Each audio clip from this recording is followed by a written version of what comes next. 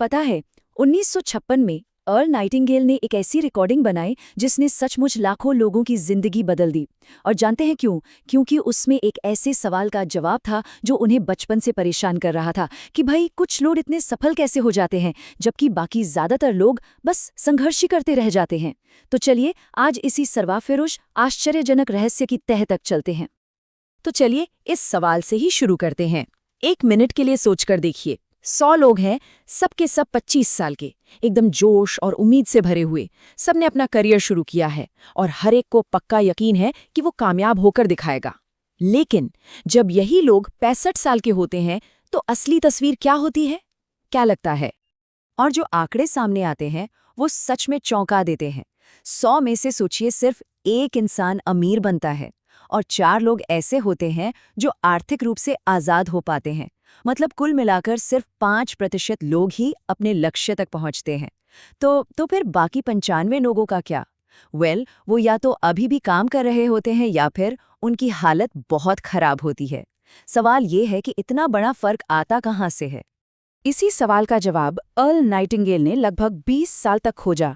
क्या सच में कोई ऐसी चाबी है, कोई एक ऐसा सीक्रेट जो सफलता का ताला खोल दे?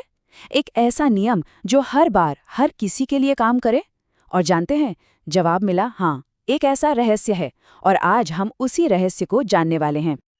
तो ये रहा वो रहस्य, दुनिया का सबसे अजीब, सबसे अनोखा रहस्य।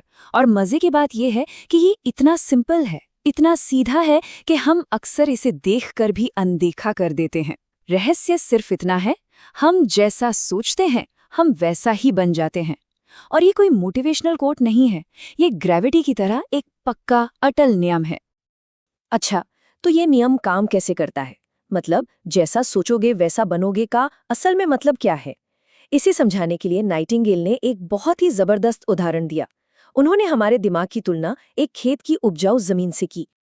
चलिए इसे ऐसे समझते हैं, मान लीजिए किसान है और उसके पास बहुत उपजाऊ जमीन है। अब उस जमीन को इस बात से कोई लेना देना नहीं है कि किसान उसमें अच्छे अनाज के बीज डाल रहा है या किसी जहरीले पौधे के। जमीन तो बस जो भी मिलेगा उसे उगा देगी, है ना? हमारा दिमाग भी, हमारा मन बिल्कुल वैसा ही है। उसे कोई फर्क नहीं पड़ता कि हम उसमें सफलता, हिम्मत और खुशहाली के विचार बो रहे हैं या फिर डर, शक और नाकामी के। जो भी बीज डालेंगे, फसल तो उसी की मिलेगी। ये एक यूनिवर्सल लॉ है, बिल्कुल सीधा सा। अगर कोई लगातार अपने लक्ष्य के बारे में सोचे तो उसका दिमाग उसे हासिल करने के रास्ते अपने आप ढूंढने लगेगा। और वहीं दूसरी तरफ अगर कोई लगातार अपनी परेशानियों और डर के बारे में ही सोचता रहे तो वो वैसी ही सिचुएशन को अपनी जिंदगी में खींच लाएगा। सिंपल है, जैसा बोओगे वैसा काटोगे। तो फिर सफलता है क्या? क्या सिर्फ पैसा कमाना? नहीं। नाइटिंगेल के हिसाब से सफलता का मतलब है किसी वर्थवाइल गोल की तरफ लगातार बढ़ते रहना। मतलब अगर किसी ने एक लक्ष्य तय कर लिया है और वो उसकी तरफ काम कर रहा है तो वो इंसान सफल है। मिसाल के तौर पर वो स्कूल टीचर सफल है जिसका सपना ही बच्चों को पढ़ाना था और आज वो वही कर रही है। तो ठीक है, थ्योरी तो समझ आ गई, लेकिन इस रहस्य को अपनी जिंदगी में लागू कैसे करें? क्या कोई प्रैक्टिकल तरीका है? बिल्कुल है। नाइटिंगेल ने इसके लिए एक बहुत ही पावरफुल तरीका बताया है। 30 दिनों का एक टेस्ट, एक ऐसा एक्सपेरिमेंट जो किसी की भी सोच और जिंदगी को हमेशा के लिए बदल सकता है। और इसके स्टेप्स बहुत ही सीधे साधे हैं। नंबर 1, एक कार्ड लो और उस पे अपना सबसे जरूरी एकदम क्लियर गोल लिखो।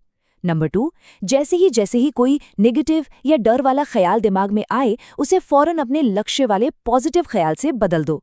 नंबर 3, हर रोज बिना नागा किए अपने गोल की तरफ कोई ना कोई एक्शन जरूर लो। और चौथा, हमेशा जितना जरूरी है उससे थोड़ा ज्यादा करने की आदत डालो। अब इन 30 दिनों के टेस्ट के दौरान अपने दिमाग पर पूरा कंट्रोल रखना होगा। वो जो गोल कार्ड बनाया है उसे दिन में कई बार देखो, सुबह उठते ही, दिन में और रात को सोने से ठीक पहले। अपने दिमाग को सिर्फ वही सोचने दो जो उस गोल के करीब ले जाए। एक बात हमेशा याद रखनी है, हमारी सीमाएं सिर्फ वो हैं जो हमने खुद अपने लिए बनाई हैं। अक्सर लोग सोचते हैं कि सक्सेस का मतलब है बस पैसा कमाना, लेकिन नाइटिंगेल का मानना था कि ये सोच ही उल्टी है। उन्होंने पैसे और सफलता के कनेक्शन को एक बिल्कुल अलग एंगल से देखा। और ये बात बहुत गहरी है, ध्यान से सुनिएगा। लोग पैसा कमाने के लिए सफल नहीं होते, बल्कि लोग सफल होते हैं इसलिए पैसा उनके पास आता है। पैसा जो है वो सक्सेस का रिजल्ट है, गोल नहीं। जब कोई अपने काम में माहिर हो जाता है और दूसरों की जिंदगी में वैल्यू ऐड करता है, तो पैसा तो अपने आप पीछे आता है। इसे कहते हैं लॉ ऑफ एक्सचेंज। मतलब जो फाइनेंशियल रिटर्न मिलेगा वो हमेशा दी गई सर्विस की क्वालिटी और क्वांटिटी के बराबर होगा। ये बिल्कुल उस आदमी की तरह है जो ठंडी अंगीठी के सामने बैठकर कहे, पहले मुझे गर्मी दो, फिर मैं इसमें लकड़ी डालूंगा। अरे भाई, ये तो हो ही नहीं सकता। पहले सर्विस यानी ईंधन डालना होगा, तभी तो बदले में समृद्धि की गर्मी मिलेगी। तो सारी की सारी बात घूम फिरकर एक ही सवाल पर आ जाती है। ये रहस्य अब सबके सामने है। ये पता चल गया है कि हमारे विचार ही हमारी दुनिया बनाते हैं। तो फिर सवाल बस इतना सा है कि आज, अभी, इस पल हम सब अपने मन की इस उपजाऊ जमीन में कौन से बीज बो रहे हैं। क्योंकि एक बात तो तय है, फसल तो उसी की कटेगी जो बोया जाएगा।